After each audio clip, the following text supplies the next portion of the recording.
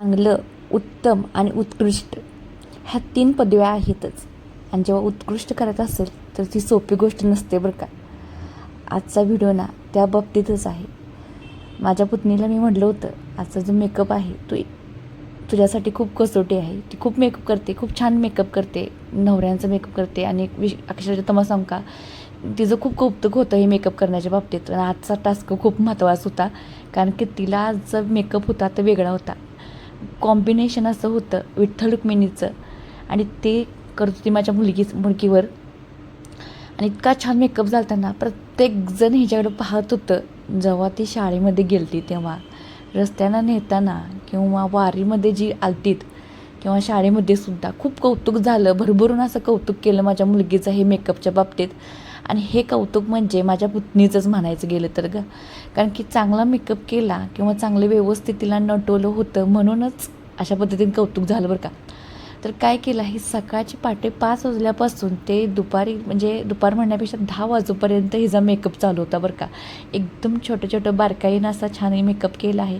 विशेषतः तुम्हाला सांगतो, कलाकारांचं ना कसं असतं की त्यांच्या मनासारखं झाल्याशिवाय ना ते हातातनं काम सोडतच नाहीत. तर कुठलीही गोष्ट आहेत ना, ही लोक ना खूप मनापासून करतात.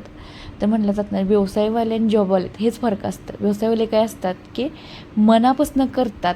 थोडा वेळ आपला म्हणजे पैसे जादा जाऊ देत किंवा वेळ जादा जाऊ देत, पण ते काम आहे ना करेक्टच करणार, चांगलंच करणार. म्हणजे ते पेटंटच घेतात की बाबा हे काम ह्या लोकांचं आहे, म्हणलं जाताना फेमस होतं अशाच पद्धतीनं. तर माझ्या पुतणीच्या मेकअपची मी असं दाद देते की बाबा इतकं छान सुंदर मेकअप तिनं केलताना, अक्षरशः त्यामध्ये माझ्या मुलगीमध्येच ना विठ्ठल आणि रुक्मिणी पंढरीत गेल्यासारखं वाटलं मला तिला पाहून. एवढा सुंदर तिने मेकअप तयार केला.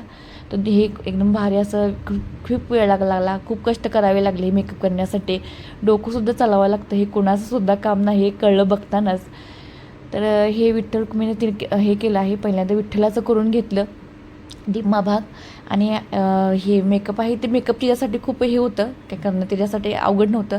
दुसरा पार्ट होता तो म्हणजे कपडे घालण्याचा. तो फक्त जरा जास्त टास्क आहे, तो अवघड पडला. कारण की एका साईडला आपण कपडे वगैरे शिवून घेतलेली नव्हती. ही थीम आहे ती आमची आदल्या दिवशी रात्री 11 ते 12 वाजता ठरली होती. आधी 2-3 दिवस असतं तर आम्ही कपडे वगैरे शिवून घेतले असते.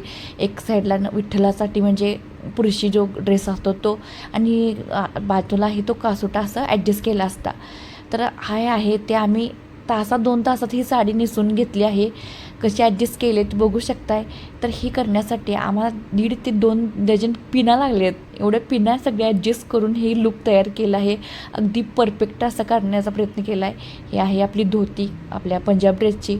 माझ्या मुलग्याचा कुर्ता घातला आहे आणि परफेक्ट असं कासोटा तिनं नेसून ना ड्रेस शिवल्यासारखं हे लूक तयार केला आहे. आणि हे फायनल लूक झाला आहे. हा तुम्हाला मेकअप आवडला असेल तर सोनाली किचनला जाता सबस्क्राईब करा.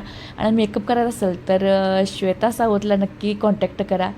असंच चॅनल पाहत राहा. आणि मेकअप आवडल्यास लाईक करायला अजिबात विसरू नका. धन्यवाद. रामकृष्ण हरी.